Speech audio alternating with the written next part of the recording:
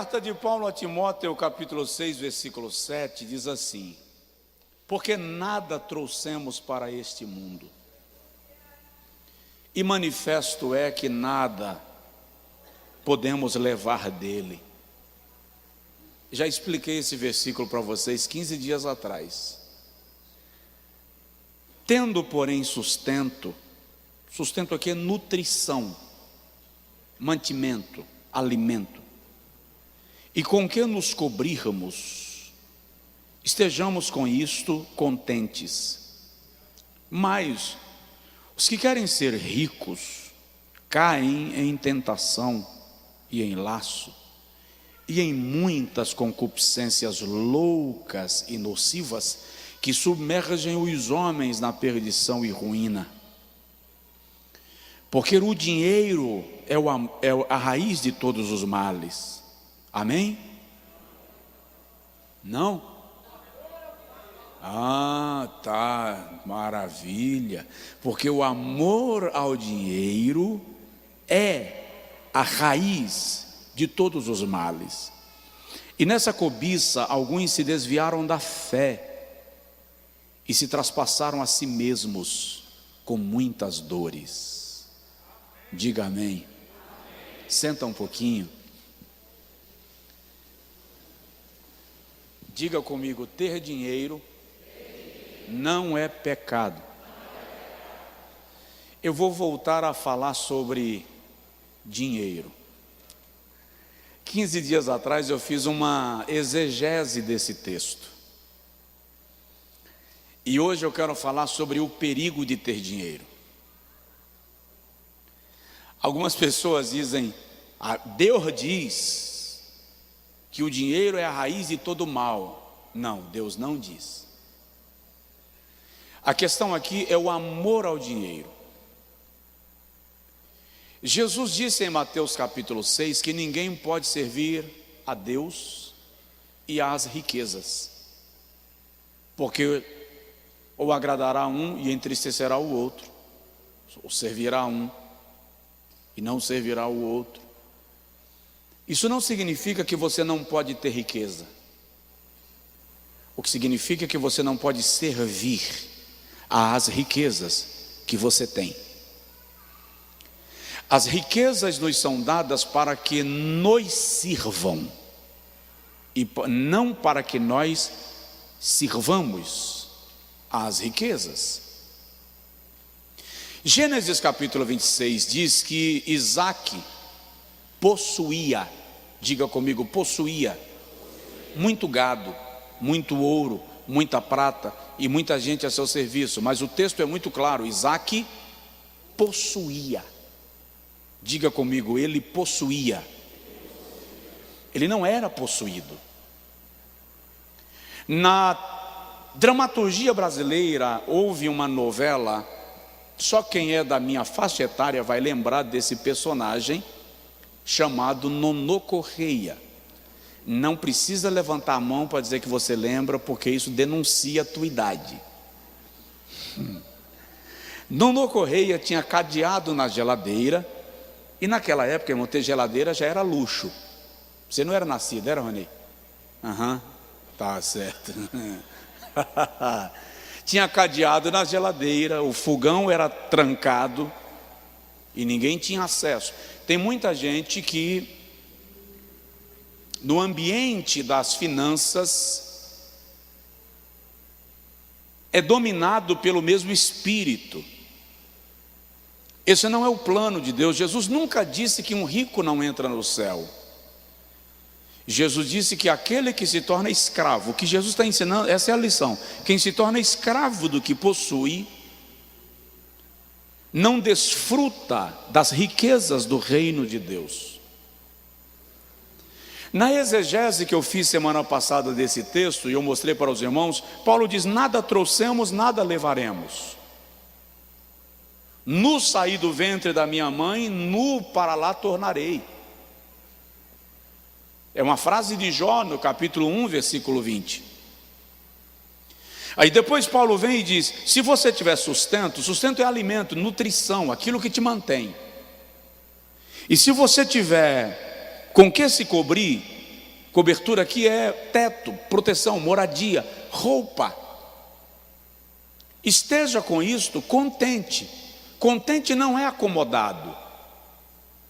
Contente aqui é agradecido, feliz, satisfeito.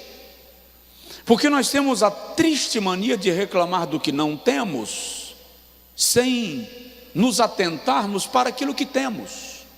Então não agradecemos pelo que temos e reclamamos pelo que não temos.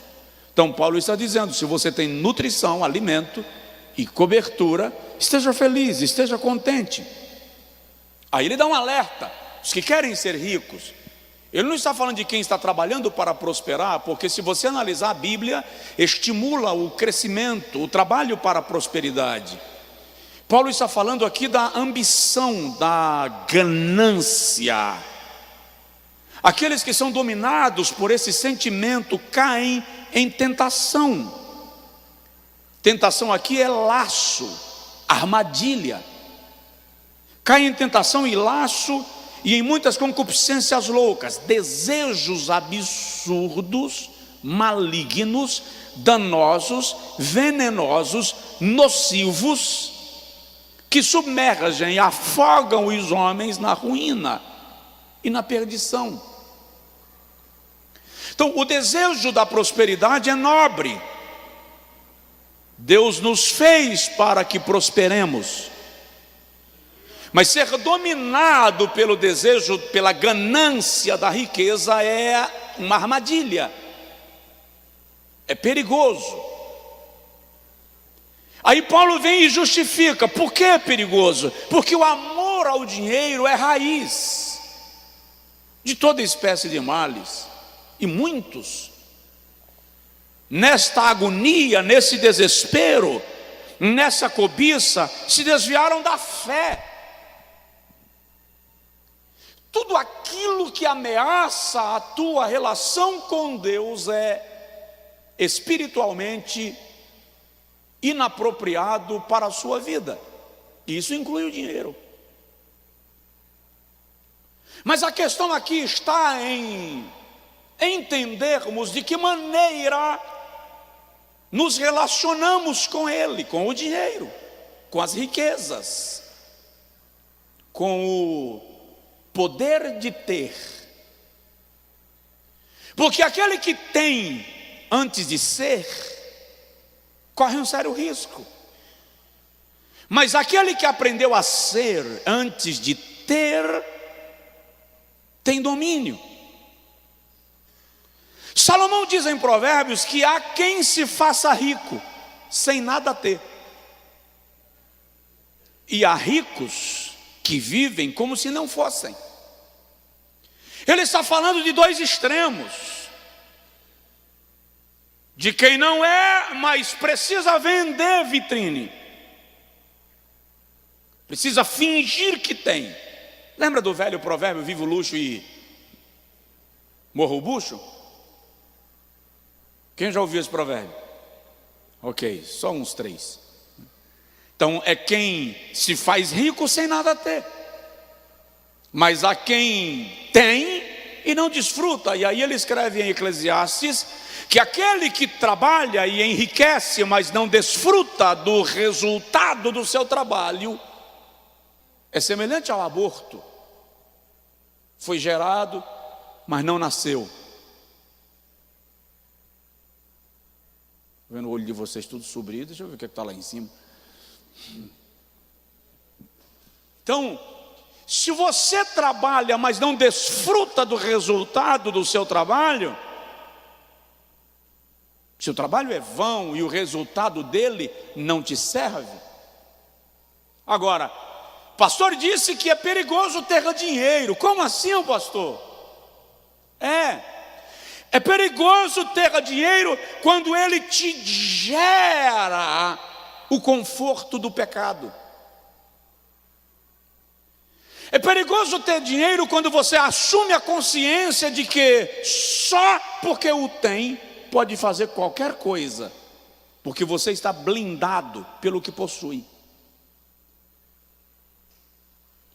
Gênesis capítulo de número 38 revela para nós um episódio muito interessante da Bíblia e que é interessante porque o episódio de Gênesis 38 acompanha todo o enredo das Sagradas Escrituras e aponta para Cristo. De que forma? O protagonista de Gênesis 38 é Judá.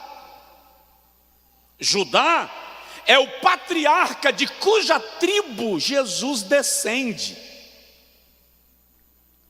Judá vai à terra dos cananeus e toma para si uma mulher por esposa. E ela lhe gera 3 filhos.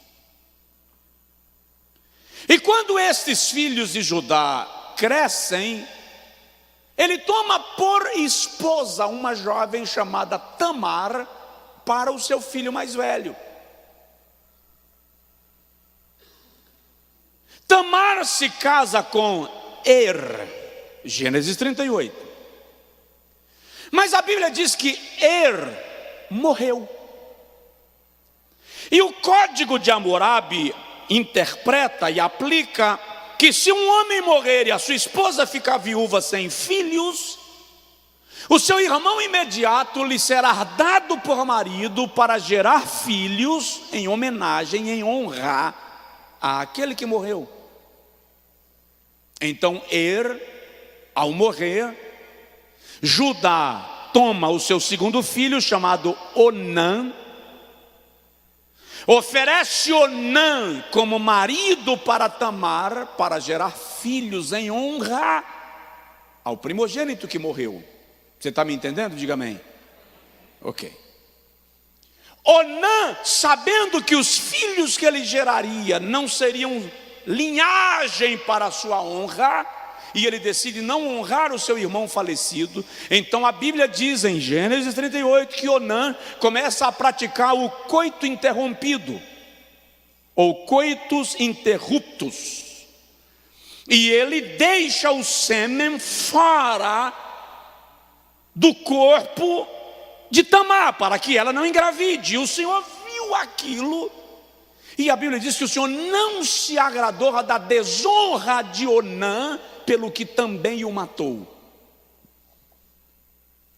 É interessante porque lá em cima a Bíblia não diz que Deus matou a o filho mais velho.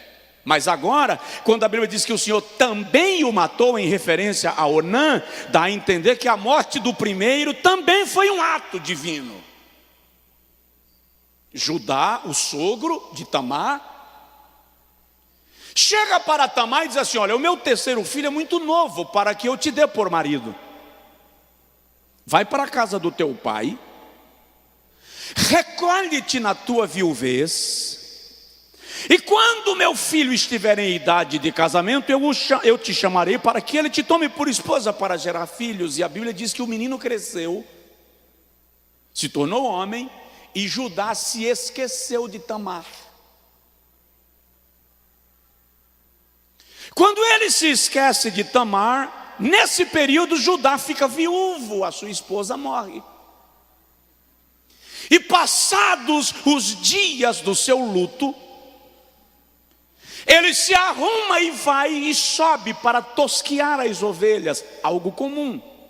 Só que naqueles dias, preste atenção nisso, no tempo de tosquiar as ovelhas e no tempo da colheita da lavoura, as prostitutas cultuais vinham para a beira das estradas a fim de vender o serviço sexual aos tosquiadores, aos lavradores, aos criadores. Mas aquele sexo não era meramente o sexo por prazer, era sexo ritualístico. Aquela relação sexual era uma adoração aos deuses da fertilidade, a fim de que o gado prosperasse, de que o rebanho prosperasse, a fim de que a colheita fosse boa. Por isso que eu já disse aqui, vou repetir: sexo também é altar. Sexo também é altar. A pergunta é: para quem o altar está sendo levantado? Isso é muito importante. sabendo que Judá vai subir para tosquiar as ovelhas, ela se veste de prostituta. Se coloca à beira do caminho e Judá, o sogro, achando ser uma prostituta, porque ela estava com o rosto coberto, e era assim que as prostitutas se apresentavam, lhe oferece pagamento pelo seu serviço. Ele vai negociar um ato sexual que é ritualístico. E ele pergunta para ela: o que eu te darei em pagamento? Olha o dinheiro. O que eu te darei em pagamento? E ela diz: você vai me pagar com um cabrito do rebanho. Por que um cabrito do rebanho? Porque o propósito do ato sexual ali é fertilidade do rebanho. Então está dando uma primícia para a divindade. E ele diz: eu te darei um cabrito do rebanho. E ela pergunta: o que me darás por garantia? Ela quer um penhor. O cabrito não está ali, o pagamento não está ali. E Judá tira o seu lenço, o seu selo e o seu cajado e dá para Tamar como penhor, como garantia de que o pagamento virá. Qual é o problema de Judá aqui? O problema de Judá é achar que o simples fato de ele poder pagar resolve o problema. Quantas vezes o indivíduo usa o seu dinheiro de forma leviana, porque ele tem a consciência que o simples fato de poder pagar resolve a questão. Então o dinheiro é um perigo, quando ele te dá essa consciência de que se eu posso pagar, não é dar conta de ninguém. Quando na verdade, ainda que você possa pagar, você precisa entender que há de responder a alguém pelos atos. Alguém me entendeu? Quer saber o restante da história? Tamar ficou grávida.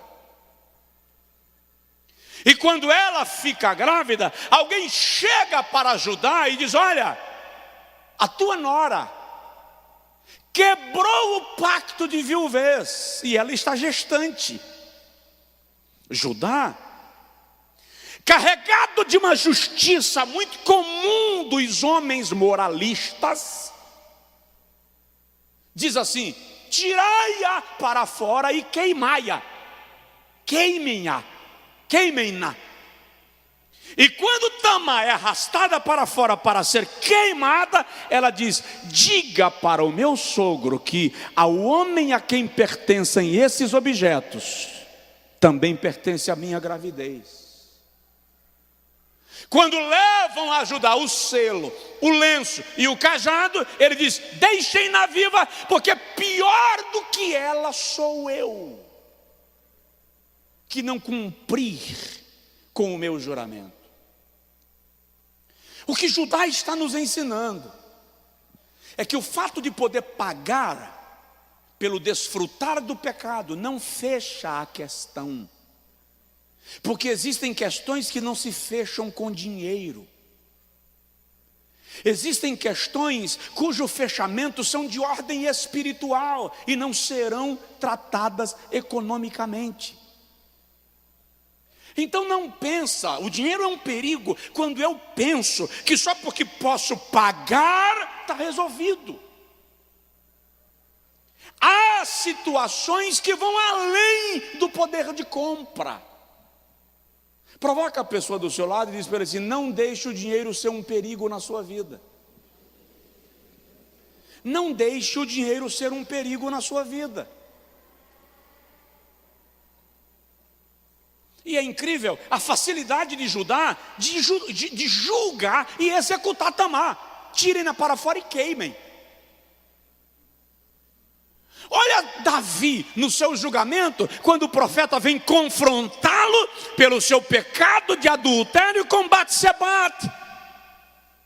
O profeta chega e conta para ele uma alegoria.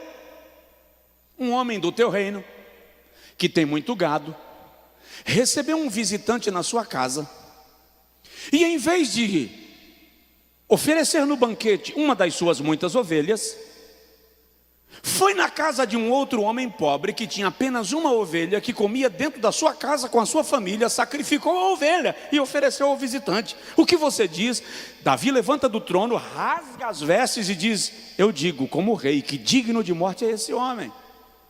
O profeta olhou para ele e disse: pois tu és o homem. A nossa rapidez em julgar o processo do outro é incrível. Se nós tivermos a humildade de Judá, porque ele reconhece agora a sua precipitação e a sua loucura, você vai observar que tanto Judá como Tamar incrivelmente aparecem na genealogia de Jesus. Eu vou repetir. Tanto Judá, com essa loucura, quanto Tamar aparecem na genealogia de Jesus. É uma forma de entender que não importa o tamanho da sua loucura, se você se humilha debaixo da misericórdia divina, Ele refaz a tua história, abre o teu caminho e te faz chegar no lugar que Ele te prometeu. Só quem crê, dá um glória, dá um aplauso ao Senhor. Então, é perigoso ter dinheiro quando ele me dá a sensação de que eu posso desfrutar de qualquer coisa só porque posso pagar. Segundo, é perigoso ter dinheiro quando em nome do dinheiro eu decido desobedecer uma ordem divina.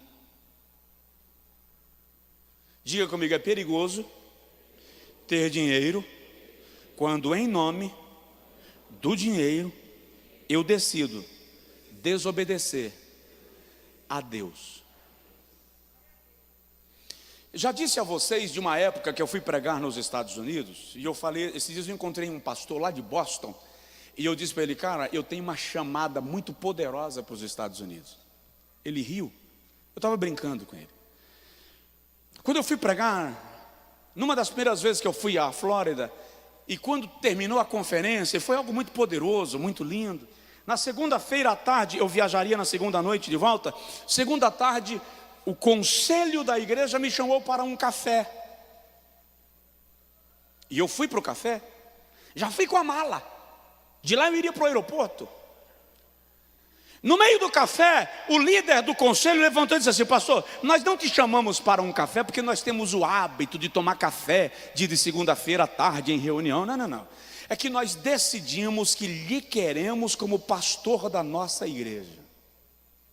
Irmão, mas na hora meu coração disse assim: Deus está me abençoando. Deus está nisso. E nós já nos reunimos, já decidimos que a igreja vai lhe oferecer casa, carro, toda a cobertura que o senhor precisar, e um salário inicial de $5.000. Irmão, na época, o dólar, quer dizer, hoje ele também não está muito gracinha não, né? Mas estava lá em cima, em relação ao real. Eu fiz a conta na hora. Eu fiz a multiplicação rápido. Quando eu fiz a multiplicação, eu disse: Jesus de Nazaré, Deus está nesse negócio. Mas, irmão, incrível que raramente Deus fala comigo assim, tão na bucha. Tem umas coisas que eu preciso que Ele me responda rápido. E Ele me... Mas essa, Deus me respondeu assim na tampa. E fez assim: não tenho nada a ver com isso. Eu disse: não, senhor. Não, peraí. Faz a conta direita em cima. Não. E o Senhor me disse: não estou nesse negócio. Eu disse: irmão, eu não posso. Eu disse: não, pastor. Olha, nós vamos mandar buscar a tua família. O senhor não precisa nem ir para o Brasil, se o senhor não quiser, já fica aqui. A gente manda buscar todo mundo. Eu falei: irmão, eu preciso orar, porque não é o que Deus quer de mim. O cara olhou para mim e falou assim: por que, pastor? Está pouco? Fala sério. Está pouco? Diga do que o senhor precisa. Eu disse: não é isso, irmão. É que $5.000 fora do plano divino não paga nem remédio. Entende isso? O dinheiro é um perigo na sua vida quando, em nome do dinheiro, você decide desobedecer a Deus. É uma proposta boa, mas pode não ser uma boa proposta. Ou é uma boa proposta, mas pode não ser uma proposta boa. Primeiro livro dos Reis, capítulo 13, o Senhor manda um profeta ir à terra de Judá profetizar contra um ato do rei Jeroboão. Jeroboão edificou um altar aos deuses pagãos e Deus manda o profeta ir lá condená-lo. Só que quando o profeta está arrumando o jumento para ir, o Senhor fala com ele: você vai profetizar, mas não tome água lá, não coma nada lá, não aceite presentes lá, e nem retorne pelo mesmo caminho. É uma regra, é uma lei. O Senhor diz: não aceite nenhuma bajulação lá. O profeta vai. E a Bíblia diz, 1 Reis 13, que quando ele profetiza contra o altar, a profecia é tão poderosa que o altar rachou no meio. Quando o altar rachou, o rei Jeroboão, tomado de ira, aponta para o profeta e diz para os guardas: prendam-no. E a Bíblia diz que o braço do rei entesou no ar e ressecou. O braço não voltou, ficou preso no ar e ressecou. E o rei agora reconhece que Deus está com o profeta e diz para o profeta: ora por mim, para que meu braço retorne. E o profeta ora e Deus cura o braço do rei.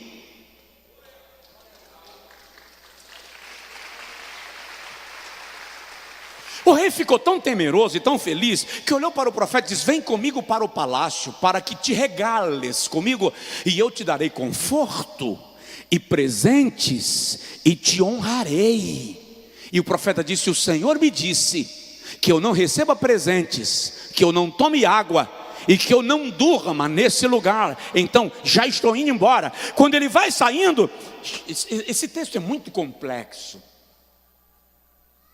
porque quando ele vai saindo, chega um outro homem e diz: vem comigo na minha casa para comer, beber e descansar. E o profeta disse assim: o Senhor falou comigo que eu não devo comer, nem beber, nem dormir nesse lugar. Aí o velho que apareceu disse assim: mas eu também sou homem de Deus, e eu também sou profeta, e ele apareceu-me a mim e me disse para que você venha comigo. Eram dois profetas, e o outro era profeta mais velho, e o profeta mais novo, em nome de honrar o profeta mais velho, decidiu ir. Comeu, bebeu, e na hora de descansar, o profeta velho olhou para o profeta jovem e diz: assim diz o Senhor, tu não retornarás para a tua terra, porque desobedecestes a minha voz. Mas espera aí, infeliz, tu não vieste em nome de Deus me dizer que eu poderia ir na tua casa? Mas o Senhor apareceu-me a mim agora para dizer que por causa da tua desobediência tu não ficarás vivo. E o profeta novo morre. Na volta para casa, um leão o pega e o mata, e não o devora, apenas o mata. Está lá no texto. Qual é a lição aqui? Presta atenção no que eu vou lhe dizer. Eu sou pentecostal.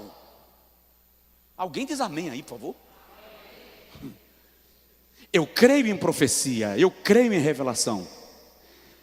Mas aquilo que Deus falou diretamente com você, Ele não te dará segunda ordem através de outra pessoa.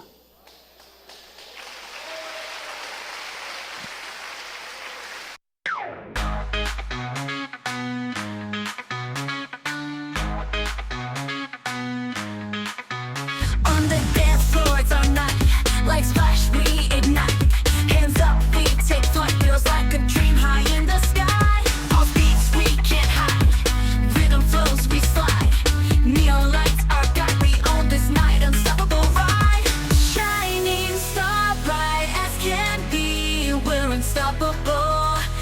you see. Feel the rhythm in your feet. Come on, join us, feel the beat.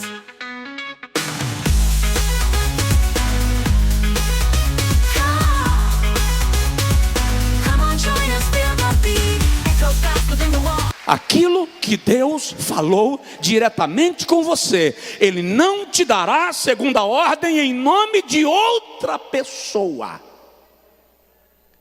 Se o Senhor disse não, não importa a idade do profeta que apareceu, o sim, quando Ele quiser falar, falará diretamente contigo. Entenda isso.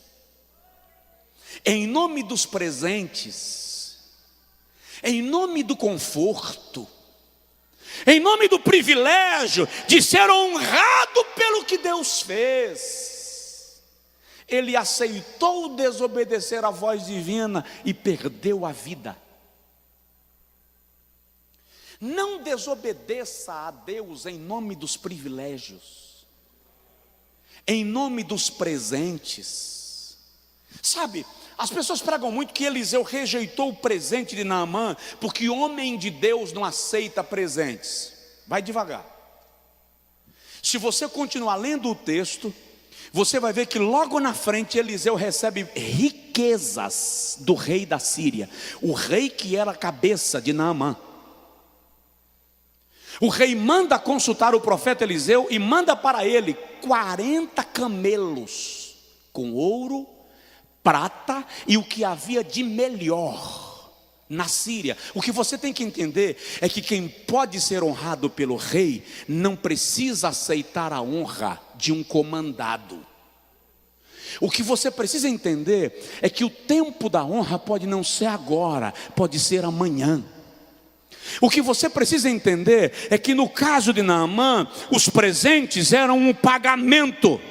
No caso do rei, os presentes eram uma oferta. É isso que você tem que entender. Não quebre o princípio divino em nome dos privilégios. Não é pecado ser honrado, não é pecado ser reconhecido. Eliseu foi honrado, Eliseu foi reconhecido, Eliseu recebeu presentes na hora certa, pelo motivo certo, sem que a glória de Deus fosse colocada em xeque.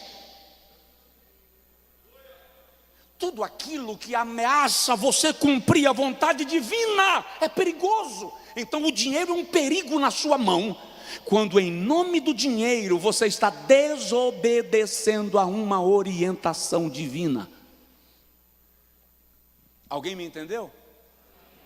Então diga comigo: Senhor, me guarda de ser encantado pelos privilégios que me afastam da tua vontade. Terceiro, ter dinheiro é perigoso quando ele é adquirido com mentira.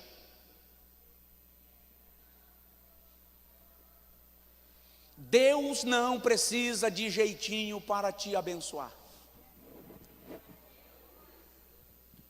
O dinheiro é um perigo quando você tem que mentir, ludibriar, enganar para tê-lo. Geazi, eu volto para Eliseu. Eliseu, segundo Reis capítulo 5, versículo de número 5 a seguir, Eliseu ministra sobre Naamã, capitão do exército da Síria. Naamã é curado da lepra. E quando ele é curado da lepra, ele volta a Eliseu. É muito interessante que Eliseu não vem falar com Naamã antes da cura, mas depois da cura ele vem. O que Eliseu está ensinando? Naamã precisa entender que, diferente da Síria, onde os homens são venerados porque servem aos seus deuses, em Israel a adoração é para Deus, quem faz o milagre é Deus. Portanto, a presença do profeta não altera, o milagre vem de Deus.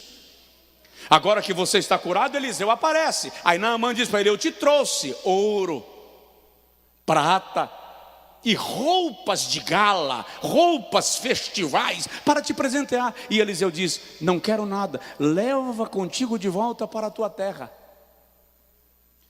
E Naamã vai embora. A única coisa que Naamã diz a Eliseu é: me permite levar terra de Israel, para quando chegar no meu lugar, na minha cidade, eu edificar ao Deus de Israel um altar. E Eliseu permite.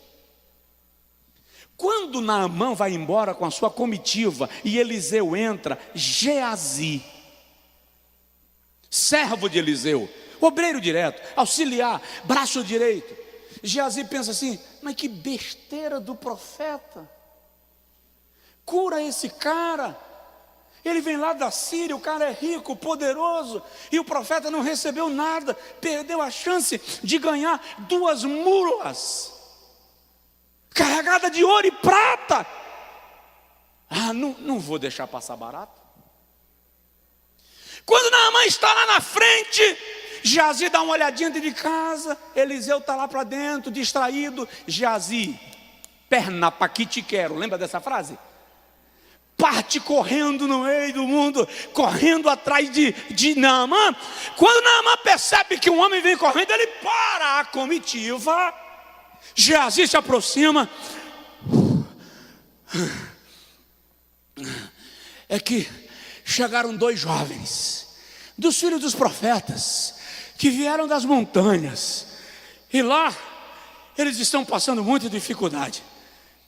E o profeta Eliseu mandou pedir que você mande 1 talento de ouro, e 1 talento de prata, e uma roupa para cada um dos filhos dos profetas. Naamã diz: não, eu vou mandar 2. Toma 2 talentos de prata, toma 2 talentos de ouro, e toma 2 peças de roupa para cada um e leva. Geazi pega 2 talentos de ouro, 44 quilos cada talento pesava. Ei, ouro, tá? Ouro, fala comigo, ouro, tá? É tão pesado que Geazi não traz sozinho. Naamã manda os seus homens trazerem. E antes de chegar em casa, a casa está lá em cima, antes de chegar, Geazi diz: pode deixar aqui, para a gente não incomodar o profeta, porque daqui eu levo. Muito obrigado. Aí quando eles voltaram, Geazi cava um buraco ali em terra e deixa guardadinho. Aí quando Geazi entra em casa, ele entra assim disfarçado. Sabe quando o cara está aprontando aqui, entra com cara de desconfiado? Chegou: tudo bom, profeta? O profeta disse assim: de onde vens, Geazi? De onde venho? Não, meu senhor. Eu porventura saí daqui para algum lugar? Eu não saí de dentro de casa em nenhum momento. Está lá em 2 Reis capítulo 5. O profeta diz assim: Geazi, porventura o meu espírito não foi contigo quando tu saístes em busca do sírio, para tomar dele presentes em ouro e prata para ti? Essa é, porventura, a ocasião para receberes olivas, gado, presentes, ouro e prata? Por causa da tua insolência, a lepra de Naamã se apegará a ti. O dinheiro é um perigo. Quando você para adquiri-lo, precisa trazer com ele a lepra que foi tirada de outro. A Bíblia diz que Geazi saiu da presença do profeta leproso, porque adquiriu de forma mentirosa aquilo que o Senhor já havia dito não. Lá na frente eu já disse, Eliseu recebe presentes, mas é outra ocasião, é outro momento. Presta atenção, existe um momento de receber e existe um momento de reter. Ninguém me entendeu. Existe a hora certa de ser honrado. A honra que vem comprando a tua alma não é honra, é negociação. A honra que vem reconhecendo a tua alma, sim, é honra e é presente de Deus. Você não precisa se tornar leviano para prosperar. Você não precisa se tornar malandro para prosperar. Entenda uma coisa: há oportunidades que chegam para você que não são oportunidades de Deus, são testes. Porque a vida vai te testar. Tem muita gente que considera o hoje apenas e ignora o futuro. E alguns ignoram o dia que nós vamos ter que comparecer diante de Deus. Você tem que entender que toda prosperidade só é prosperidade se ela origina-se no princípio da legalidade. Se ela se origina no princípio da submissão a Deus. Caso contrário, esse dinheiro é perigoso. Cedo ou tarde ele vai cobrar de você o lucro que te deu. Salomão diz em Provérbios 24 que quando você se assenta à mesa do invejoso, ele olha para você e diz: come e bebe abundantemente. Aí Salomão diz assim: mas ele está de olho no que você tem, porque assim como pensa na sua alma, assim será. Ou seja, o invejoso, quando te dar a oportunidade, ele já está planejando como vai te tomar lá na frente. O cuidado de ter o dinheiro não está no dinheiro em si, mas a maneira como ele chega a nós, a forma como vem. Tem alguém aí na casa? Alguém está me entendendo? Então diga comigo: ter dinheiro não é pecado. A forma que ele vem pode ser. Prospere, cresça. Só um Deus amém. Não entendeu ainda a autoridade que procede do altar. Prospere, cresça, enriqueça. Mas tenha o cuidado para não ser dominado pelo que você adquiriu. Já vou terminar. Ter dinheiro é perigoso quando te faz pensar que tudo está à venda. Ter dinheiro é perigoso quando te faz pensar que tudo está à venda. Eu vi um dia um camarada revoltado porque ele ofereceu um dinheiro num Fusca. E o dono do Fusca olhou para ele e disse: eu não estou lhe pedindo esmolas. Era um Fusca relíquia. E um Fusca que o proprietário não venderia por preço nenhum, porque existe um valor emocional. Mas aquele camarada estava acostumado que tudo que ele coloca dinheiro vem para a mão dele. Ele invocou que queria o Fusca. Eu não lembro de valores, mas digamos que o Fusca valia aí 10 mil e ele ofereceu 100. Ele colocou 10 vezes mais o valor e o dono chamou de esmola. Ele saiu revoltado. Deixa eu contar uma experiência para vocês não contam para ninguém, tá? Eu sei que ele está assistindo, mas ele não vai ouvir. Meu pai com o bendito Caravan. Irmão, teve uma data que eu fiz das tripas coração. E eu disse para minha mãe: eu vou comprar um carro para meu pai, para ele ir para a igreja com a senhora, na hora de querer viajar para visitar um filho. E aí um irmão me ajudou a negociar e comprei um carro, um Polo para o meu pai. Lindo. Dei todo empolgado, ele recebeu. Aí ele chegou para meu cunhado e fez assim: Josué está pensando que vai me enganar com um Polo para eu vender meu Caravan. Num vacilo que eu dei, ele vendeu o Polo. mas o caravan está na garagem até hoje. E esse dia eu cheguei lá, ele estava debaixo do caravan. Eu disse: está quebrado, pai? Não. Eu disse: por que o senhor está embaixo?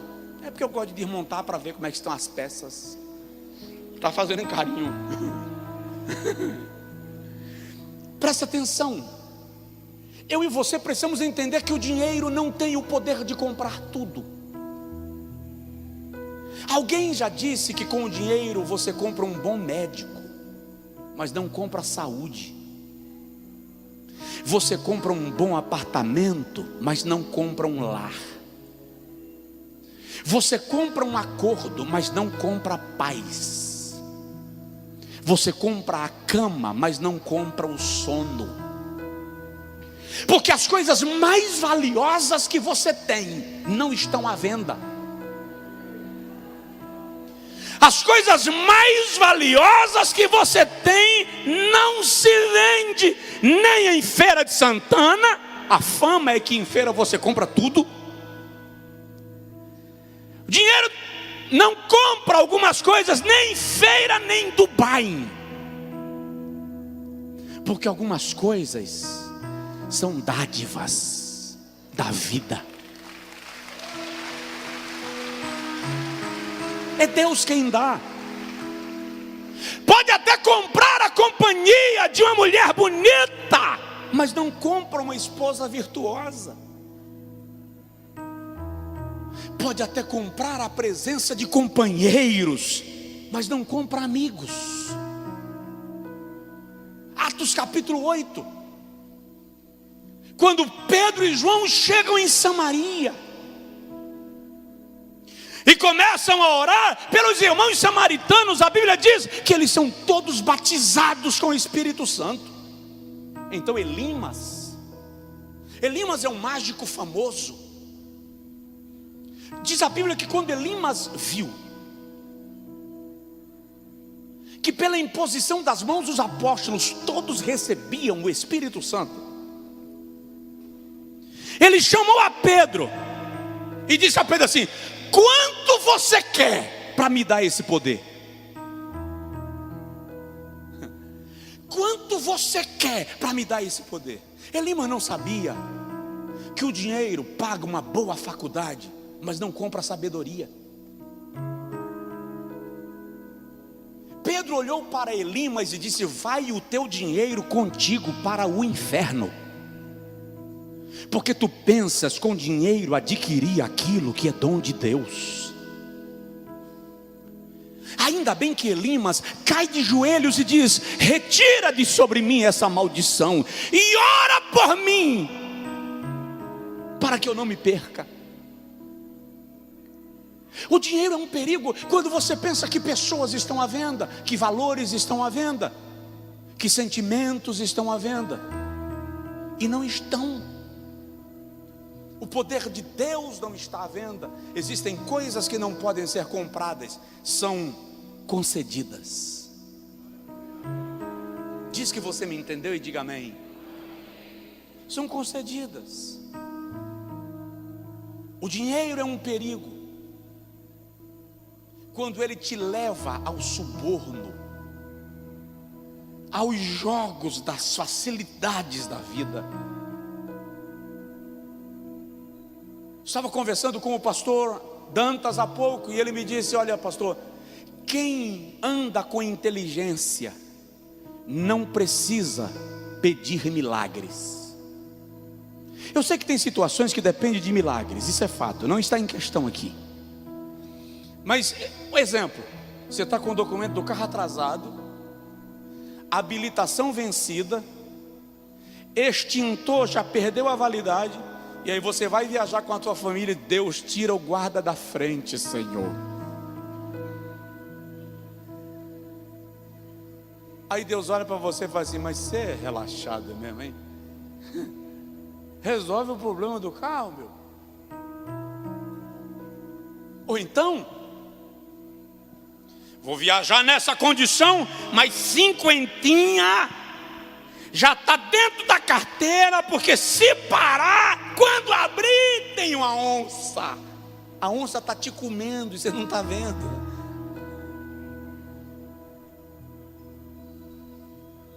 perigoso quando você pensa que o dinheiro, ou quando você é perigoso quando você entende que porque tem dinheiro pode sair driblando, subornando, comprando. Aí você faz como o pastor nordestino morando lá em São Paulo, que veio visitar família no Nordeste. Ninguém conhece ele aqui. Aí ele parou num posto de combustível e ele tinha uma curiosidade de saber o sabor daquela cachaça, aquela que tem umas pedacinhos de madeira dentro. Quem já tomou? Levanta a mão.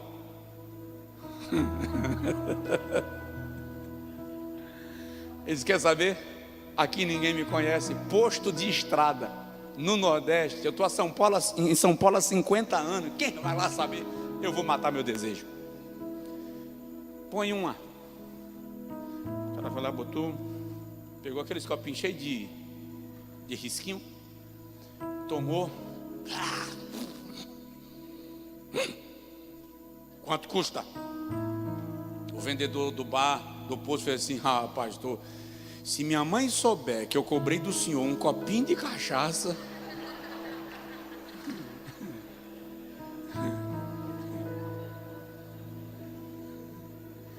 Presta atenção. Não pensa que porque você tem o poder de pagar, você pode fazer tudo. Atos capítulo 24, versículo 26, a Bíblia diz que Paulo estava preso. Ele ia ser transferido para Roma. E Paulo está sendo ouvido pelo procônsul de Roma. E chegou um momento que Félix, o procônsul, estava tão encantado com a pregação de Paulo que ele trouxe a sua esposa Drusila para ouvir o discurso de Paulo. E o texto diz que a pregação de Paulo por pouco não convenceu o próprio procônsul de se render à fé. E está escrito que ele liberou a Paulo e disse aos soldados: tratem-no bem, não impeçam que ninguém o visite, deem a ele o banho de sol.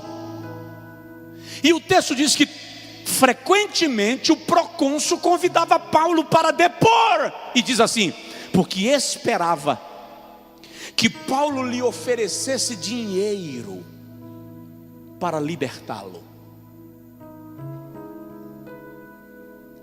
Paulo foi transferido para Roma, mas não fez o jogo do procônsul, porque se você quer se converter à fé, se converta à fé, mas não espere que eu me converta ao seu sistema. É isso que Paulo está nos ensinando.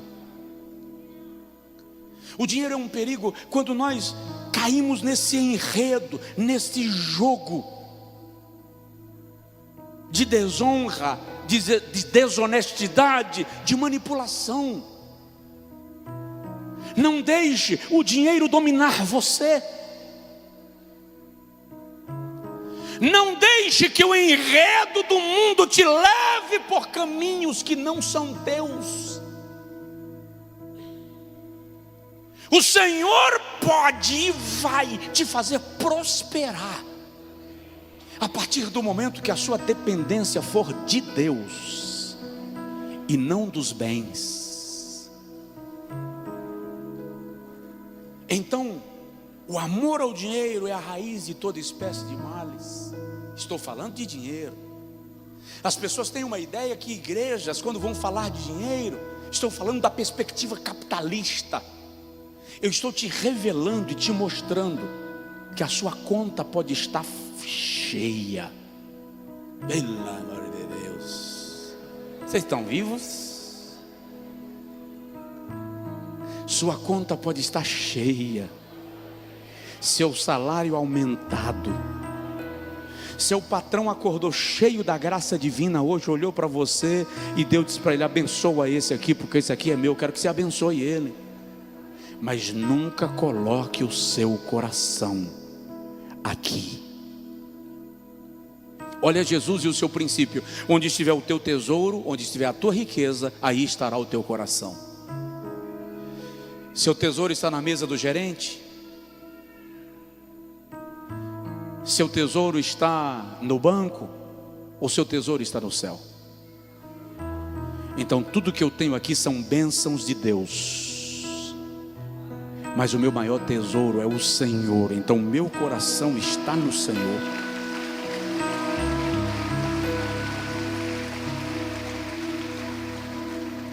Diga comigo, não é pecado ser rico. Pode repetir, não é pecado ser rico. Pecado pode ser a maneira como eu lido com isto. Fica de pé, por favor.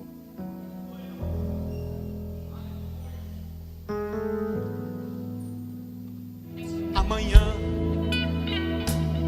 quando você chegar no seu escritório,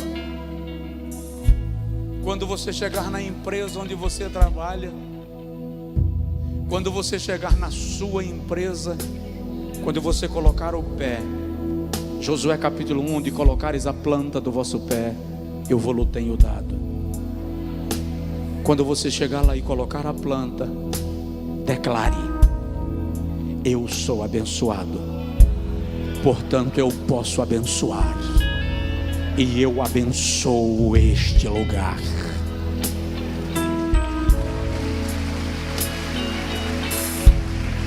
Aleluia. E faça disso uma disciplina, faça isso diariamente, até que você veja as coisas começarem a se desenrolar diante dos seus olhos, na sua frente. Hoje à noite, quando você chegar em sua casa, quando você pisar o seu pé na calçada, na garagem da casa, na porta da casa, declare isto. Você que já está em casa, está acompanhando online, pode colocar o pé, a propósito, porque o pé você vai colocar. Todo mundo tocava em Jesus, mas alguém tocou com propósito. Pise com um propósito, e quando você pisar, diga: esta é a minha casa, e eu sou abençoado, então eu posso abençoar, e eu abençoo a minha casa. Faz isto,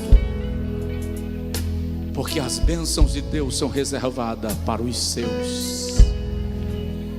Eu gosto, e já vou orar com você, eu gosto da fala de Caleb para Axa, sua filha. Axa se prostra diante de Caleb e diz: tu me destes terras áridas e sem água, dá-me, te peço, terra fértil, para que eu prospere. E Caleb olha para Axa e diz: eu te darei as terras de cima e as terras de baixo, com as fontes superiores e as fontes inferiores. Diga comigo: terra de cima, terra de baixo. Diga comigo: montanhas e vales. Diga comigo: fontes superiores e fontes inferiores. Diga comigo: bênçãos espirituais e bênçãos materiais, bênçãos do céu e bênçãos da terra. Repete: bênçãos do céu e bênçãos da terra. Agora, com um grito de guerra, diga: eu tomo posse.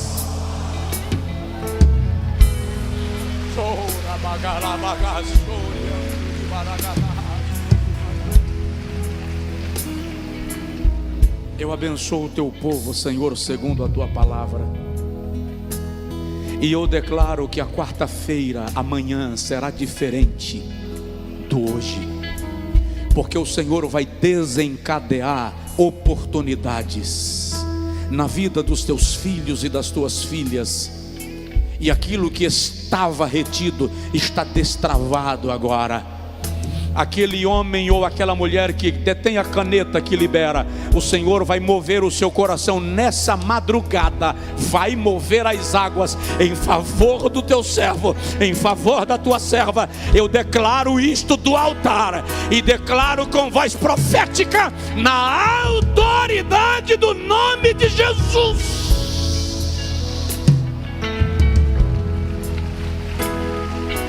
Recebe, recebe, recebe.